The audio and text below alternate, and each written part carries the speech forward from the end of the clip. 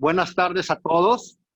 Ha sido un éxito el transcurso de este primer Congreso de Salud Mental, Ciencia y Sociedad. Continuaremos ahora ya en esta fase final de nuestro Congreso con un foro muy interesante que versará sobre la depresión y el suicidio. Para ello es un honor para mí contar con la participación de tres extraordinarios profesionales de la psiquiatría, gente joven, gente con mucha pujanza, que sin duda nos dejará conocimientos frescos y de mucho interés para todos. Es un gusto para mí presentar en primer término al doctor Carlos Arnaud Gil. El doctor Carlos es psiquiatra, orgullosamente egresado de nuestro Hospital de Salud Mental, doctor Miguel Vallebueno, avalado por la Universidad Juárez de Durango. El doctor es psiquiatra de enlace, formado en el Instituto Nacional de Ciencias Médicas y la Nutrición, doctor Salvador Subirán, en la Ciudad de México. Es director del curso de psiquiatría de enlace en el TEC de Monterrey. Además, es profesor de posgrado de psiquiatría en el mismo Tecnológico de Monterrey. Y por supuesto, también una gran labor social y científica del doctor Carlos es que actualmente coordina el capítulo Nuevo León de la Asociación Psiquiátrica Mexicana, para lo cual de verdad es un orgullo y un honor contar contigo, Carlos, en este foro. De igual manera, un honor presentar a la doctora Ana Surián Bayona Mendoza, la doctora egresada de la UGED, orgullosamente duranguense, especialista en psiquiatría por el Instituto Tecnológico de Estudios Superiores de Monterrey. Ella está certificada por el Consejo Mexicano de Psiquiatría y actualmente tiene la responsabilidad, nada fácil, de ser la subdirectora del Hospital de Salud Mental, doctor Miguel Vallebueno. Es un honor, doctora, tenerte con nosotros y un orgullo que también gente joven hoy esté trabajando en pro de la salud mental en el Estado. Y bueno, pues también nos acompaña, tengo el honor de presentar al doctor Roberto Cárdenas Arreola, egresado de la UNAM, psiquiatra también orgullosamente egresado de nuestro Hospital de Salud Mental, doctor Miguel Vallebueno, y avalado por la UGED. El doctor también cuenta con certificación por el Consejo Mexicano de Psiquiatría, participa en diversas investigaciones y actualmente se desempeña como director del área de normatividad y atención clínica en salud mental en el Instituto Estatal de Salud Mental. Y bueno, como ustedes vieron, pues tenemos ponentes de lujo y vamos a tratar de que fluya este foro y empezaremos con la primera ronda de preguntas, para lo cual nuestros panelistas tendrán un determinado tiempo de una manera breve para externar sus puntos de vista y tener la oportunidad de que al final de este interesante foro ustedes puedan compartir sus dudas, sus comentarios. Iniciaríamos entonces, doctor Arnaud. Yo quisiera preguntar, ¿qué está pasando con la depresión en México y en nuestro estado? Asimismo, hoy sabemos, creo que le hemos arrancado muchos secretos al cerebro, hoy sabemos mucho sobre la depresión, pero ¿qué necesitaría saber el personal de las áreas de salud, de áreas no especializadas en salud mental, el personal de educación y la población no profesional sobre este tema? Lo escuchamos, doctor Arnaud.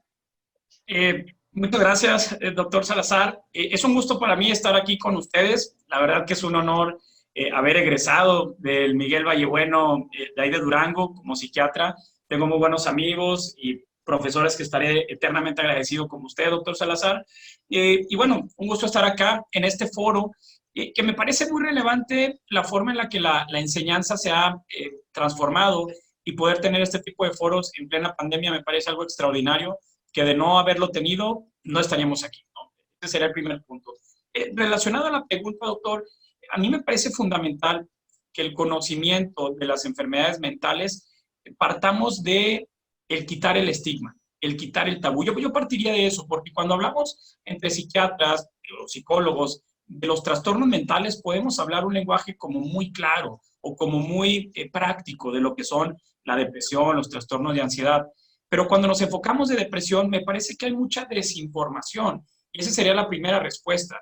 La disminución en el estigma, en el tabú, en la desinformación que tenemos la población general que tiene sobre la depresión, es justamente tarea de nosotros informar. La depresión es una enfermedad médica, es una enfermedad como la diabetes, como la hipertensión, que tiene sus propias bases biológicas, que tiene sus propias bases químicas.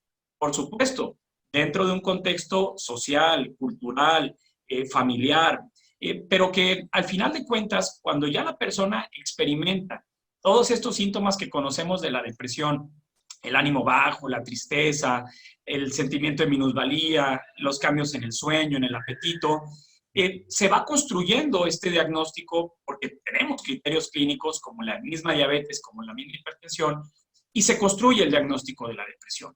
Y sabemos que la depresión es la primera causa por la cual la gente no va a trabajar en el mundo, antes de la pandemia. Es la depresión la que causa más renuncias o dificultades en terminar una carrera profesional. Entonces, la depresión la tenemos ahí, la tenemos cercana con un familiar, con un amigo, o por qué no, con alguno de nosotros. A cualquiera le puede experimentar un tema de depresión. ¿Qué nos está faltando? Yo estoy convencido que nos falta más cultura en salud mental, más apoyo por parte del gobierno para invertir en temas de salud mental, que más tarde hablaremos un poco de eso, y que entre el personal de salud seamos mucho más sensibles, que la depresión va mucho más allá de decir, échale ganas, tú puedes, todo está en tu mente, porque al final de cuentas es una enfermedad química del cerebro, que puede mejorar a través de tratamientos farmacológicos, por supuesto, y de no farmacológicos, como los procesos de psicoterapia, cambios al estilo de vida, pero también hablaremos más adelante que en muchos casos esa depresión leve, moderada y sobre todo las severas, no va a ser suficiente la intervención psicoterapéutica o cambios al estilo de vida, sino ya tenemos que recurrir, sin duda, a la parte farmacológica, y ahí tenemos hoy en día en psiquiatría grandes medicamentos que nos van a ayudar a mejorar esa química del cerebro. ¿Qué es lo que nos va a faltar? Más psicoeducación a la población, más sensibilidad, menos tabú, y foros como estos, yo estoy seguro que nos van a dar una resignificación de lo que son las enfermedades mentales y de lo que son las emociones dentro de estas enfermedades. Muchas gracias, Carlos. Interesante punto de vista que escucharemos también la opinión al respecto de la doctora Bayona, si es tan amable, doctor. Gracias, doctor, y gracias, un gusto estar con ustedes ya de hoy también. Pues yo coincido con el doctor Arnaud en el punto, sobre todo, del estigma y de la psicoeducación, que me parecen básicos. Creo que sí hay más información, pero irónicamente también la información es abundante, pero muchas veces no es certera o no llega a través de las fuentes adecuadas. Entonces, eso precisamente distorsiona tal vez la realidad de la depresión como una entidad médica, como un diagnóstico, porque básicamente sabemos que existe, sabemos de qué se trata, hablando en términos a lo mejor no de personal médico o no de población general, vaya. Pero a la hora de que se presenta, nuevamente lo devaluamos, ¿no? Como una entidad que probablemente no se trate de algo con fundamento científico. Entonces, por lo tanto, no la tratamos y no le damos la importancia que tiene. Creo que aquí sí sigue siendo nuestra labor como profesionales de salud mental que llegue la información de manera más certera, claro, simple para que sea comprensible para la población en general, pero sí de manera certera, o sea, que se tome en cuenta como una entidad médica. Y creo que esa situación beneficiaría a que pues más personal estuviera disponible el acceso a tener atención en este aspecto. Muy bien, doctora, muchas gracias. Misma pregunta y opinión del doctor Cárdenas, si es tan amable, doctor. Bueno, pues primeramente es un honor compartir la mesa con gente tan preparada, tan distinguida. Gracias a las personas que nos están escuchando en este congreso. Pues bueno, concuerdo con lo que acaban de comentar mis colegas. el estigma ha sido una de las campañas más importantes y uno de los objetivos a mejorar antes de cualquier intervención. Si no cambiamos la forma en la que se perciben los trastornos mentales, como pues con los términos que ya conocemos, ofensivos, como la gente está loca, la que no puede, es gente rara que está en los psiquiátricos, y no pensar que un trastorno mental nos va a afectar a 1 de cada 3 personas en algún momento de nuestra vida en México, pues entonces no podríamos continuar. Pero yo creo que hay otros puntos muy importantes, además de trabajar en el estigma. Uno es la educación en salud mental. ¿Por qué las personas podemos ir cambiando el pensamiento mágico o explicaciones pues no reales sobre lo que nos pasa? Pues tiene que ver mucho con la educación. Desde que alguien está en la primaria, por ejemplo, le enseñan que las infecciones se relacionan con bacterias, ¿no? Y ese conocimiento que pudiera ser tan básico, tan esencial, es algo que va a tener una consecuencia en cómo percibimos nuestra salud. Los niños que reciben esa formación entienden que pueden prevenir enfermedades a través de ciertas medidas. Sin embargo, la educación en salud mental se ha obviado por muchos años.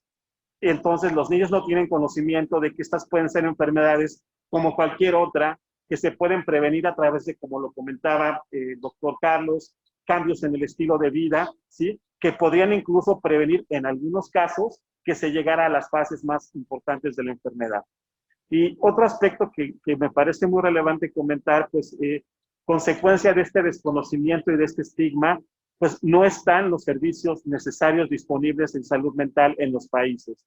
Es una realidad que en muchos lugares no hay ni siquiera una persona con los conocimientos más elementales de salud mental, y aunque la gente, afortunadamente ahora que hay mayor comunicación por redes sociales, por diferentes medios de comunicación, un sector de la población, no podría decir que es la mayoría, pero muchas personas ya se han enterado de estos problemas. Hemos visto incluso, por ejemplo, que actores, científicos, políticos se han abierto en diferentes medios y han aceptado abiertamente que padecen un problema de salud mental sin sentirse avergonzados, como debe de ser, lo exponen a la sociedad, y esas experiencias positivas generan un impacto en la sociedad. Algunas personas se pueden sentir motivadas debido a estas conductas a buscar la ayuda. Sin embargo, pues vemos que en realidad es insuficiente el número de especialistas en el país, son insuficientes los centros de atención, y pues que aquí concuerdo con lo que han comentado previamente. Si no hay inversión en recursos humanos, recursos financieros para generar estos espacios de atención, pues difícilmente entonces la gente, aunque dé el cambio de paradigma y aunque modifique algunas percepciones, si no tiene dónde atenderse, pues va a ser muy difícil que se pueda dar este cambio. Muchas gracias, doctor. Bueno, sin duda muy interesante las participaciones. Por supuesto que la depresión tiene ya muchos años que se gradúa como una enfermedad. Sin embargo, todavía creo que si revisamos información cibernética y ponemos la palabra depresión, esta aparece con conceptos diferentes. Lo que nos queda claro y lo que apunto de lo que he concluido de las primeras participaciones de nuestros panelistas es que es el estigma, la desinformación, la falta de recursos, 3 elementos fundamentales. Una situación muy clara es que hoy hablamos de una enfermedad sistémica, una enfermedad cerebral, que una de sus complicaciones mayúsculas, sin duda, es el suicidio. ¿Qué podríamos agregar al respecto, doctor Arnau? Sí, totalmente. Y me está agradando mucho esta dinámica donde vamos a ir uniendo conceptos y ligando puntos. Definitivamente el suicidio es la consecuencia más grave de un trastorno mental, no necesariamente de la depresión. En muchos otros diagnósticos psiquiátricos también vemos el fenómeno del suicidio, pero sin duda la depresión y en sus modelos más graves lleva a la persona al suicidio, ¿no? Y muchas veces no es para que la persona o la misma persona no es para dejar de vivir, es para dejar de sufrir. Y ese concepto del sufrimiento crónico, emocional, de ya no disfrutar la vida, no disfrutar a sus hijos, no disfrutar su trabajo, no sentir placer por las cosas, es tremendamente frustrante y es tremendamente caótico para la vida de un ser humano cuando pues no estamos diseñados para eso. Pero esta enfermedad nos afecta en eso. El suicidio, y hay mucha investigación en México, afortunadamente, sobre el fenómeno del suicidio, tenemos desafortunadamente un incremento significativo, sobre todo en el grupo de adolescentes, y ese es un grupo que preocupa mucho. Ahorita mencionaba el doctor Roberto, esta educación en salud mental, que si se fuera dando más a temprana edad, probablemente tendríamos menos fenómenos de suicidio como lo vemos ahora. La etapa de los 15 a los 29 años de edad, el suicidio es la segunda causa en nuestro país por la que este grupo de edad fallece por suicidio. La primera son accidentes automovilísticos, que por cierto el 80% está relacionado a consumo de sustancias, que ese es otro tema muy relacionado a la depresión. Pero el suicidio nos compete a todos porque es trágico que una persona se quite la vida, pero también esto está rodeado de estigma, hablando de esto. Si una persona que tiene un intento de suicidio, va a un hospital, le hacen un lavado gástrico porque tomó mucha medicina, pues muchas veces simplemente le hacen el lavado gástrico y le dicen, vaya a consultar con un psicólogo en el mejor de los casos, y ya no se identifica a esa persona. Y el principal factor para que una persona se suicide es haber tenido un intento de suicidio previo. Y esas personas que intentan suicidarse, porque vemos obviamente muchas más personas que intentan suicidarse que los que se suicidan, pues tenemos que identificarlos desde ahí. Y me voy más atrás. Si vamos tratando e identificando a esas personas que tienen ese riesgo de suicidarse, probablemente tendremos menos suicidios en el mundo. Cada 40 segundos una persona se suicida en el mundo. En nuestro país, una persona se suicida por hora, ¿sí? Entonces, de hecho, en el tiempo que estemos en este foro, una persona se va a suicidar.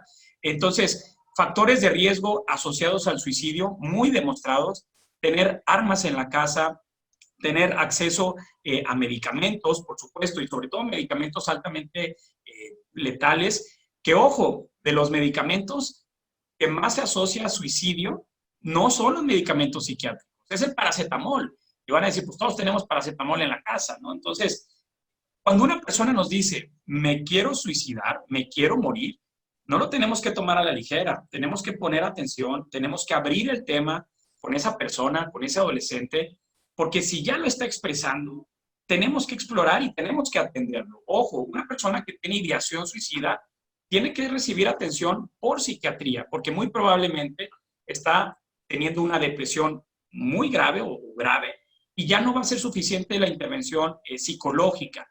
No sé qué quisieran comentar mis colegas de esto, pero yo estoy seguro que si hacemos más intervención de prevención, vamos a poder tener menos estadísticas de personas que se suicidan. Vamos a entrar más adelante en el tema de la pandemia, pero en la pandemia, por lo menos aquí en Nuevo León, ya tenemos un incremento significativo de los suicidios, por lo que está significando todo esto. Pero antes de la pandemia, esto ya lo veíamos como una tendencia incrementada. La violencia, la discriminación, la falta de recursos económicos, es decir, todo este entorno social que en México es muy difícil. Pues son factores que ahí están para tener un riesgo incrementado de enfermedad mental como depresión y de suicidio. Muchas gracias, Carlos. Interesante. Doctora Bayona, tu opinión al respecto de la correlación depresión-suicidio. Exactamente, yo coincido con que precisamente la ideación suicida y la planeación mucho más, ¿no? Tomarlas en cuenta como un síntoma de urgencia, básicamente. Que si lo encontramos, evidentemente algo hay detrás, o sea, hay un trastorno que lo está sustentando, porque no podemos decir que esta idea viene como una idea al azar. El proceso suicida sabemos que es totalmente dinámico y que finalmente en intensidad y en frecuencia va cambiando tan sencillo como de una hora a otra. Entonces, cuando lo detectamos, evidentemente habrá que tomarlo en cuenta. Es como si viéramos una cifra de glucosa elevada. Tenemos que mínimo saber que hay que dar un tratamiento urgente para eso y hay que ver qué hay detrás. Yo me atrevo a decir que separar, por ejemplo, suicidio de depresión y le agrego consumo de sustancias, principalmente alcohol, sería básicamente imposible, porque sabemos que cerca de la mitad, sino que más de los suicidios ocurren en un contexto en el que están presentes estos factores. Entonces, y irónicamente, pues lo decía también el doctor Arnaud ahorita, con la situación de la pandemia, se han incrementado también estos factores, evidentemente se han incrementado los intentos de suicidio, y pues las cifras de suicidio consumado no, desafortunadamente no bajan. Entonces, creo que sí es alarmante la detección desde la infancia para poder dar un tratamiento más temprano, sobre todo porque sí la detección es básica. Gracias, doctora, muy interesante. Doctor Cárdenas, sin duda hemos escuchado mucho, o hay una frase que yo utilizo que digo que en el suicidio las estadísticas engordan y los recursos se enflacan. ¿Qué agregarías al respecto con tu punto de vista, doctor Cárdenas? Pues efectivamente, doctor, se está viendo y cada vez es más latente. Creo que en ningún periodo histórico, por lo menos que recuerde, el tema de salud mental se había tomado tan en cuenta como lo es ahora con el tema de la pandemia. Dentro de la conducta del suicidio, han quedado claros que hay factores de riesgo, ¿sí? Y factores que pueden detonar el intento de suicidio. Dentro de los factores de riesgo que actualmente han demostrado ser como los más constantes, están los antecedentes de trauma en la infancia. Cualquier forma de violencia, ¿sí? O maltrato psicológico, por supuesto el abuso sexual, es uno de los principales factores de riesgo que aunque en ese momento directamente no parezca que se relacionen con la conducta, en algún momento sí lo van a hacer. Entonces, la prevención del suicidio tiene que ver con la prevención de otros fenómenos como la violencia, ¿sí? La negligencia infantil. Sin embargo, cuando avanzan los años, la depresión se ha constituido como uno de los principales factores de riesgo. Hay estudios en población mexicana que nos dicen que 9 de cada 10 personas que se suicidaron tenían un trastorno mental. Y de eso, ¿sí? Ya lo acaban de comentar mis colegas hace un momento, va a ser la depresión, probablemente el más frecuente, y el uso de sustancias, ¿sí? Muchos pacientes, que incluso personas que están teniendo un sufrimiento muy importante, ¿sí? A pesar de que la depresión sea severa, hay mecanismos que pueden ayudar a que la persona trate de reconsiderar la decisión, trate de buscar ayuda. Sin embargo, las sustancias van a alterar pues, de manera muy importante esa toma de decisiones y esa combinación pues hemos encontrado que es una de las de más alto riesgo. Por lo tanto, si se pretende hablar de la prevención, además de prevenir la violencia y diferentes aspectos en la infancia, tendríamos que hablar de una prevención efectiva del consumo de sustancias y pues en este sentido tenemos una situación muy grave, ¿no? Los jóvenes, nos demuestran las estadísticas de consumo y de adicciones, cada vez inician más temprano el consumo de sustancias, ¿sí? Y las estadísticas están teniendo un aumento gradual cada año. Va a ser difícil pensar que mientras no se modifican las estadísticas a través de planes de salud, de diferentes propuestas de la sociedad, pues podamos modificar estos factores, ¿no? Entonces, sí quisiera puntualizar que efectivamente la depresión no es el único factor de riesgo. Todos los trastornos mentales tienen un mayor o menor grado de riesgo de conducta de suicidio. Y quiero que sepan que en realidad uno de los enfermedades que más se asocian con la conducta de suicidio son los trastornos de la conducta alimentaria. Tal vez sean menos en frecuencia y por eso aparentemente no tengan la misma relevancia que la depresión. Pero sin embargo, es deber de todo especialista hacer una evaluación o de todo profesional, identificando qué factores están de manera particular en cada persona y saber que cada uno nos va a conferir un cierto riesgo de esto. Es decir, para concluir esta participación en este momento, es que el suicidio lo podríamos entender más como la consecuencia y que más que estar centrándonos en el tema de suicidio, habría que hablar de la prevención de muchos otros aspectos, como tiene que ver los que ya comenté en este tiempo. Muchas gracias. Excelente. Trato de articular los 3 puntos de vista y me parece que tenemos un producto bastante completo para poder entender el tema. Bueno, vamos a continuar con este importante foro. Y bueno, creo que un tema que no podemos dejar de lado es las reflexiones que tenemos sobre la pandemia. La pregunta sería, ¿la pandemia llegó para quedarse? ¿Será la pandemia una oportunidad extraordinaria para que la salud mental salga del patio trasero de la salud pública? ¿Qué hay de la peripandemia y la pospandemia? Adelante, Carlos, cuéntenme su punto de vista. Sí, sí, totalmente, doctor. Y ya lo mencionaba el doctor Cárdenas. Nunca en la historia reciente de la humanidad había sido tan necesario voltear a ver a la salud mental para el bienestar del ser humano, ¿no? Que ya la teníamos ahí, ya lo sabíamos, los psiquiatras lo sabemos, los psicólogos lo sabemos, pero probablemente la humanidad entera no lo sabía. Hoy en día, con lo que estamos viviendo, se pone en primer lugar la necesidad de una buena salud mental en las personas, porque esto que estamos viviendo, algo que probablemente nunca más lo vamos a vivir los que estamos en esta generación, espero, pues nos pone en entredicho nuestros mecanismos de afrontamiento para lidiar con esta situación. Y aquí tenemos en la pandemia varios factores que aumentan el riesgo para enfermedad mental. Uno, confinamiento prolongado. Los seres humanos no estamos diseñados para estar confinados, para estar dentro de una casa, para estar dentro de un hogar de manera perpetuada, sobre todo el grupo de adolescentes, adultos, pues que estamos acostumbrados a estar fuera de las casas, trabajando, teniendo nuestras reuniones. Ese es un factor importante para enfermedad mental. Dos, aumento en el consumo de sustancias. En las grandes crisis que hemos tenido en la humanidad recientemente, el consumo de sustancias se incrementa. Si se incrementa el consumo de sustancias, se incrementa la violencia. Hoy en México estamos viviendo temas de violencia intrafamiliar de manera tremenda y de manera severa. Las denuncias han aumentado casi 300%. Tres, cuatro, los problemas económicos que estamos viviendo.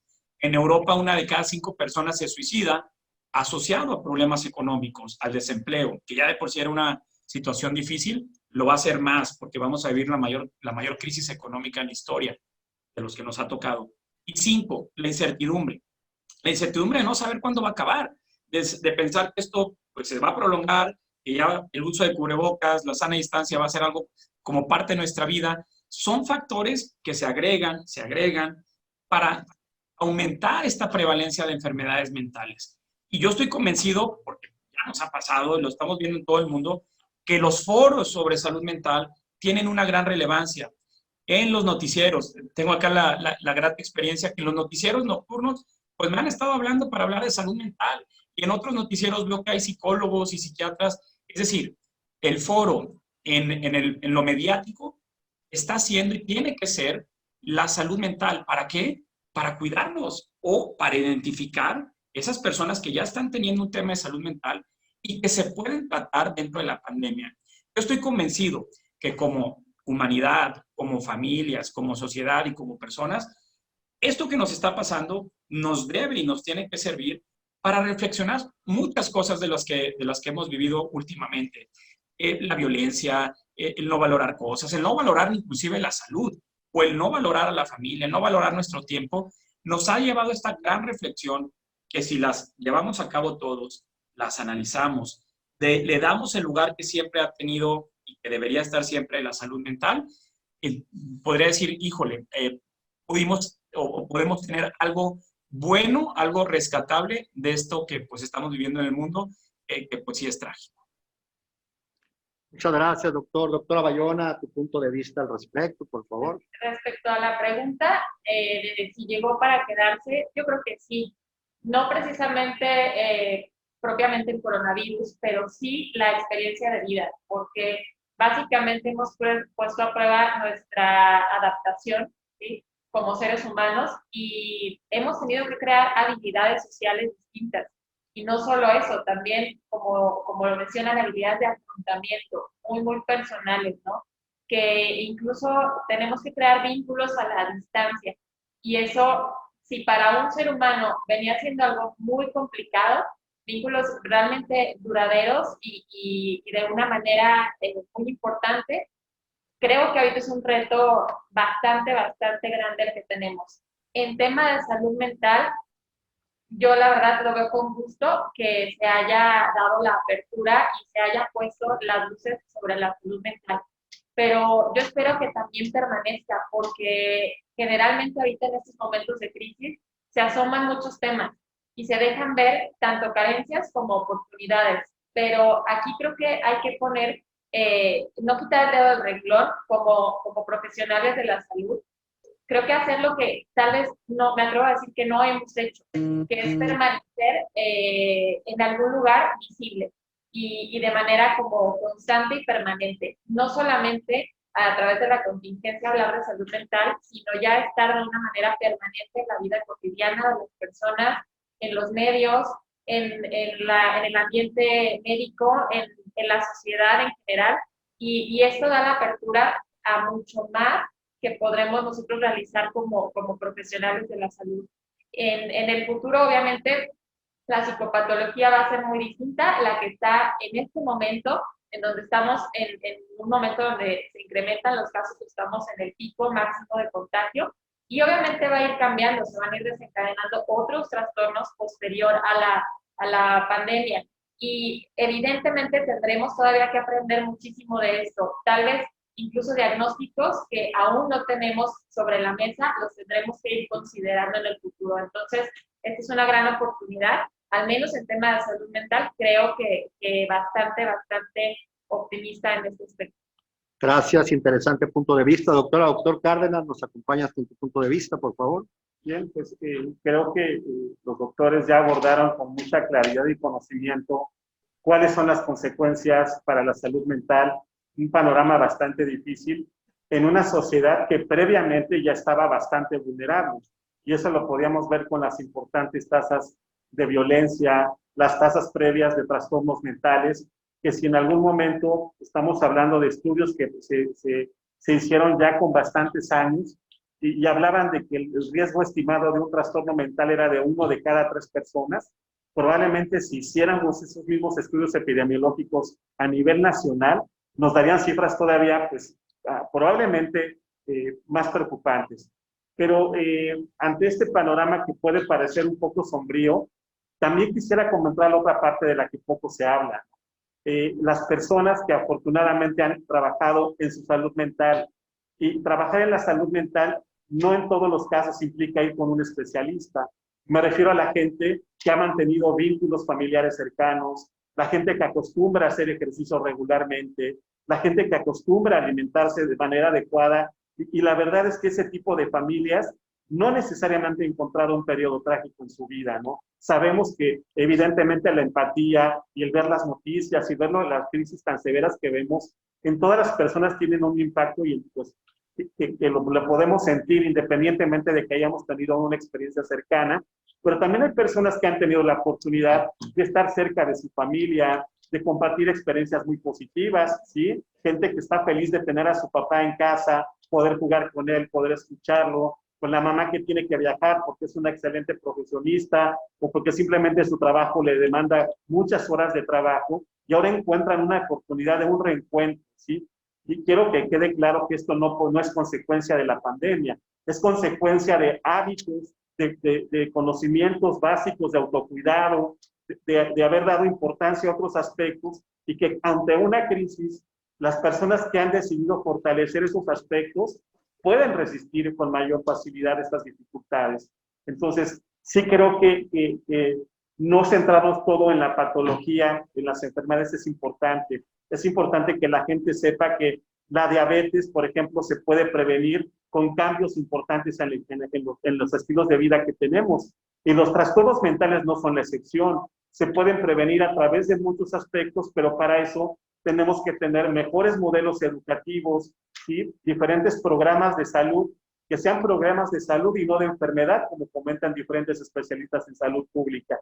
Parece que hasta la fecha los sistemas de salud se han esperado que la gente se enferme para que entonces llegue a atender un problema que probablemente ya llegó con mucho tiempo de retraso, complicado, cronificado, y esos centros de salud deberían de ser entonces generadores de promoción a la salud, de prevención, de información, de educación, para que evitar entonces que esa gente llegue a esos procesos y podamos fortalecer algo que en realidad todos los seres humanos tenemos. No es una cualidad especial, ¿sí?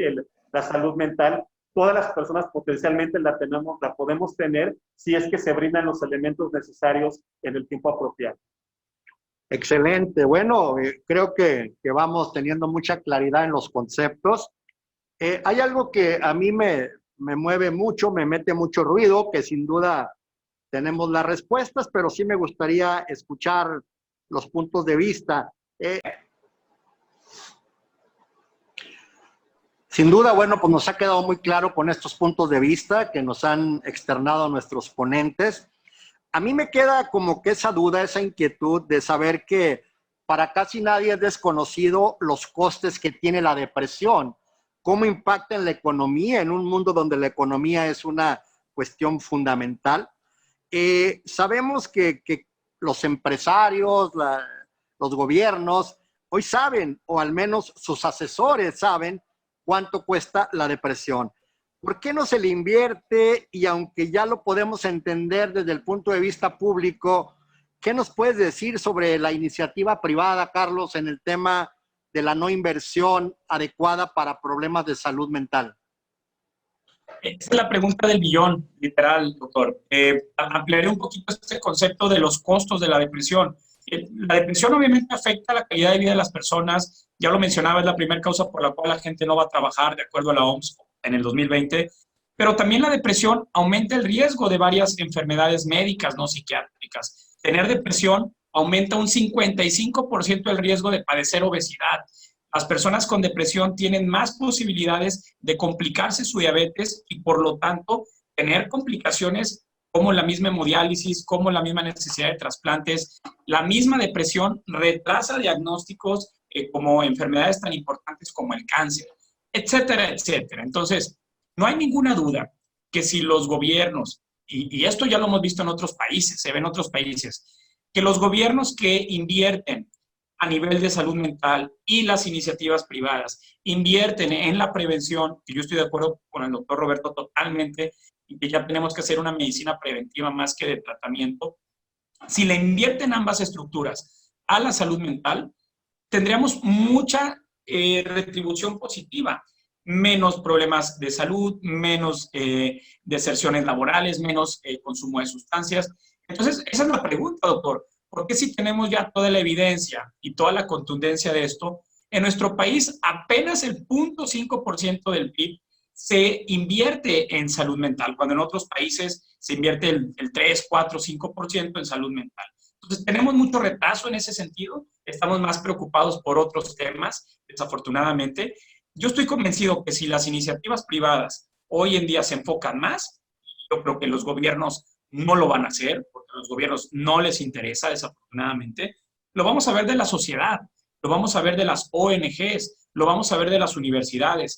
Y yo estoy convencido que estas generaciones de personas con menos estigma, con menos desinformación, más abiertos al tema de salud mental, yo estoy convencidísimo que a la vuelta de algunos años, y yo espero que no décadas, vamos a tener un cambio muy importante de paradigma de cómo vemos la enfermedad mental, de cómo invertimos en la salud mental y de cómo tratamos a las personas con problemas de salud mental. Yo estoy convencido de eso y empezamos por estos foros, por abrir el tema, por hablar abiertamente de esto, y la iniciativa privada, ONGs y sociedad lo va a hacer. El gobierno no esperemos que lo haga. Gracias, Carlos. Doctora, la palabra. Gracias. Creo que seguimos a lo mejor unos años retrasados en la cuestión, sobre todo incluso de la visión de la medicina, en el que todavía, aunque está abierto el panorama, estamos en la etapa curativa. Y nos cuesta trabajo invertirle muchas veces a la cuestión de incrementar los factores protectores, porque esto involucraría cambios a nivel social, cambios a nivel económico, redistribuir tiempos, invertir esfuerzo, ser constante, tener una situación un poco más estructurada, y a veces esto tiene también costos económicos que van a repercutir en los sistemas tanto públicos como privados. Estamos viendo el grave problema, por ejemplo, de obesidad o de problemas cardiovasculares, que sabemos que eso es de lo que estamos muriendo, que sabemos que la depresión también es de lo que mucha gente también está muriendo, que la calidad de vida precisamente se ve básicamente agotada ante estas circunstancias, pero aún así, como a nivel como más de global, nos cuesta trabajo invertirle a los cambios y apostarle, arriesgarnos a poder modificar lo que ya está establecido como sistemas. Entonces, aquí creo que la clave sería esta: aumentar los factores protectores, invertirle aquí para poder básicamente cambiar la visión de a lo que nos estamos enfrentando. Excelente, muchas gracias, doctor Cárdenas. Retomando lo que comentaba el doctor Arnaud sobre que la principal causa de ausentismo en las empresas, para relacionarlo con el tema de la industria, de la gente que son empresarios, si consideramos la frecuencia tan alta de este tipo de problemas y que las personas están faltando a sus trabajos precisamente por este tipo de padecimientos, creo que es importantísimo que se cambie la visión. Tal vez existen modelos ya arcaicos en los que se considera que exigir o sobreexigir, explotar a una persona es una medida para obtener mayores recursos económicos en los países, ¿no? Excesivos horarios de trabajo, etcétera. Actualmente hay investigaciones interesantísimas en las que el color de las paredes donde alguien trabaja, las cantidades de áreas verdes que se tienen, el tiempo de descanso, la oportunidad de ser flexibles, por ejemplo, para los papás o mamás que trabajan y puedan asistir a los eventos escolares de sus hijos, ¿sí? Compartir en familia, se relacionan directamente con nuestro grado de productividad, nuestra capacidad de ser propositivos, de ser innovadores en nuestras áreas. Entonces, nuevamente, la salud mental es algo importantísimo y seguimos una etapa, la verdad, desafortunadamente, yo le hablo de manera muy personal como prehistórica, en la que una persona es juzgada y estigmatizada por saber que cuenta un trastorno mental. Incluso hay con frecuencia la pregunta típica de entrevistas de trabajo sobre si se presenta o no un problema de este tipo, y muchas personas no van a ser aceptadas en un trabajo, o podrían ser en algunos casos despedidas cuando saben que tienen este tipo de problemas. Eso la verdad es que es una negación terrible. La realidad es que la mayoría de las personas o una importante población tiene este tipo de problemas y en realidad el reconocerlos, ¿sí? El invitar a una persona a que reciba el tratamiento apropiado puede reflejarse también en un bienestar económico, no solamente el personal y familiar, tal vez el que directamente nos interesa más a los especialistas, pero hablando de factores económicos, el tener sociedades más sanas se va a reflejar en gente que pueda en realidad ser más productiva, más creativa y a fin de cuentas se puede reflejar también en un bienestar social.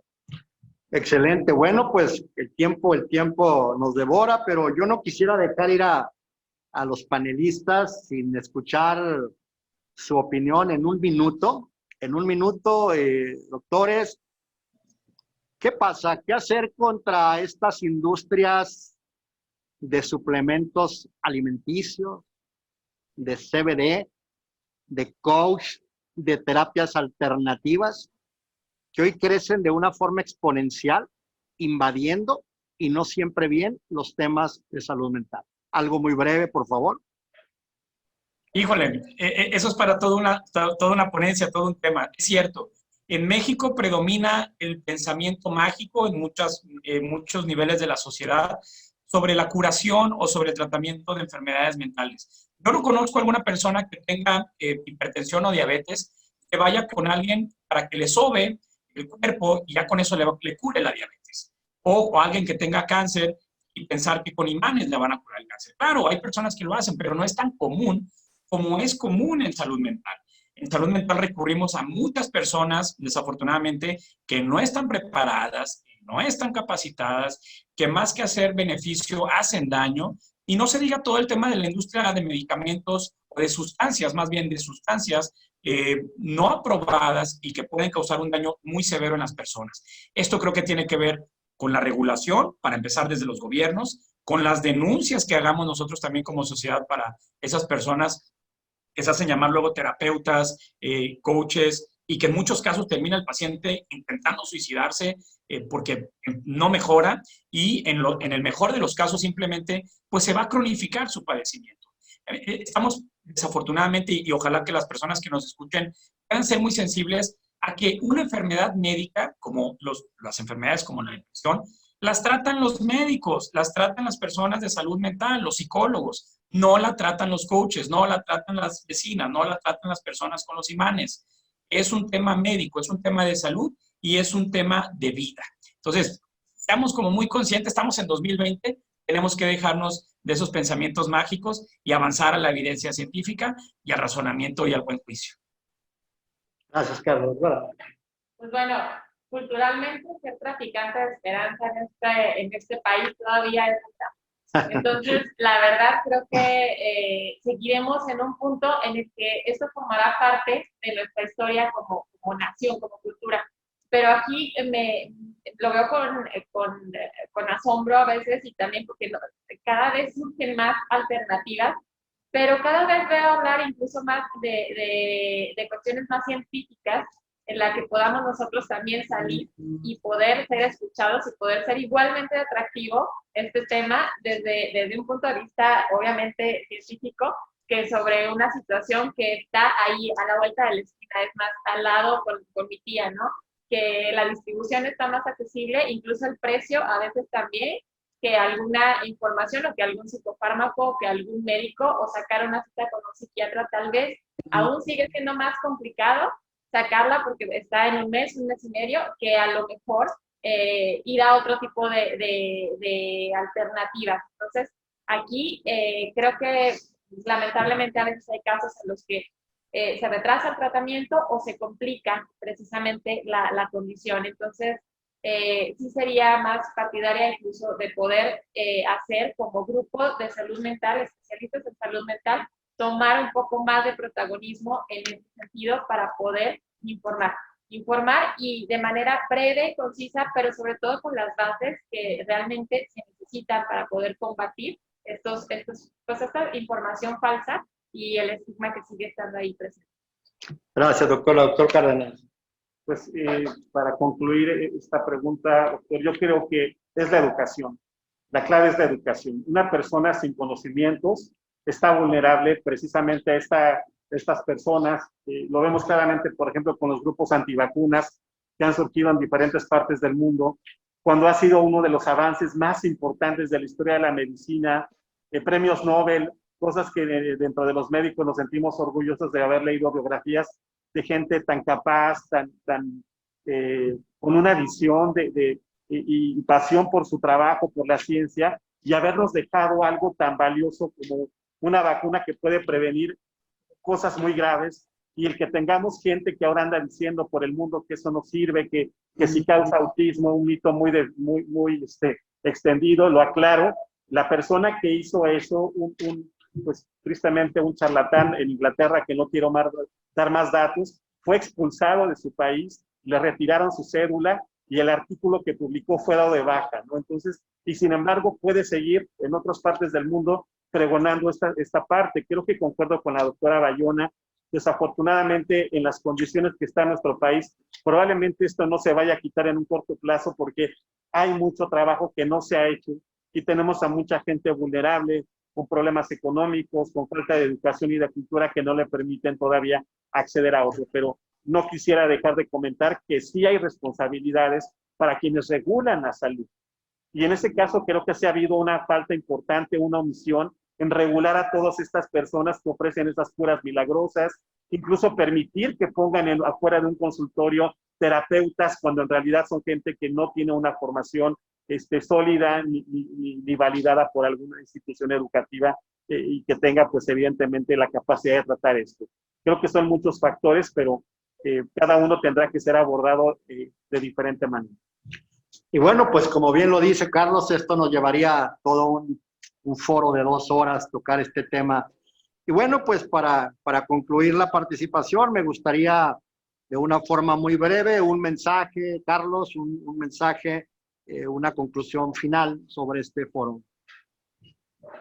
Seguramente habrá tiempo y momento para preguntas y respuestas. Yo me quedo con la reflexión del agradecimiento. Todas las personas que están ahorita atendiendo este foro están interesados sobre salud mental, están interesados en conocer, en instruirse, en saber más sobre salud mental. Cuando lo mencionábamos, hoy por hoy la salud mental todos la podemos tener y podemos prevenir problemas de salud mental.